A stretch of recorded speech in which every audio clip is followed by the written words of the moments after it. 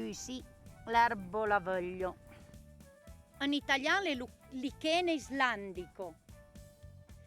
Invece la sanomo erbolavoglio la vuol dire erba della vecchia.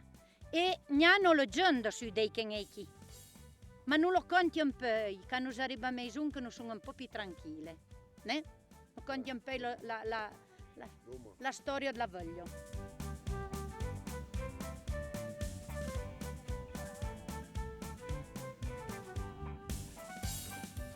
Non lo butto con caro se c'hai, leggio ben seccio. Però to proprio lo fa bene su perché apre canti le ben seccia che ne ha papigi de pusciero perché ora ovviec ne ha un po' di foglia di brusset, di pimmarlette, glero tutto insieme.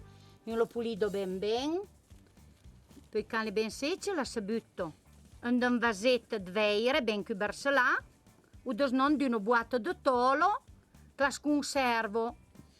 la sconservo meglio, i piglio pa di umidità e la devo restare sempre ben seccia. Ecco. Allora, ogni anno storia che spiego perché la sanomo l'erbolavoglio. Allora, uno ve l'erano planto normale, che la vaccia e la ciabra magliavano ben perché era proprio buono, erano bello erbo freccio. E allora non erano voglio che stavo monte qui su Brecciandermant, nella zona della roccia della finestra. E gli largiavo sa ciabra. E la ciabra, siccome amagliavano da l'erbo qui, a fare un baron de light, tavolo muse, la mattina, a marando e la notte, perché la vinga un baron de light. Una vede via andare a Manoglio, o almeno un clipaia alla virunda Manoglio, alla nossa di un oneso. E allora la vinga invitata, ma egli l'ha detto, ma con voi fa euro, che devo muse che la ciabrassa 3 a giorno alla nostra, perché ne andavano giorno intero, quasi mezzo giorno a mezzo giorno a venire, allora, e poi io pa fa fetto gli altri.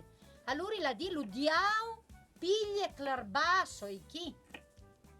E da che momento l'età, l'erbo e le papita verde, ma le venghio seccio, papignuno bestio la maglia perché era amaro come lo fel, e da che momento che sanno ma l'erbo la voglio. E voilà, la vaccia, la bestia, la ciabra, diciamo non ha niente con maglie perché le talamanta mar, però il ha di buona proprietà, gli serve bene perché quando uno è infredda, che uno ha mala col, che uno ha da catar, uno lo beve, toglie butta bien de mel perché l'amaro, ma i fai bene, uno tisano, la fai tisano, ecco.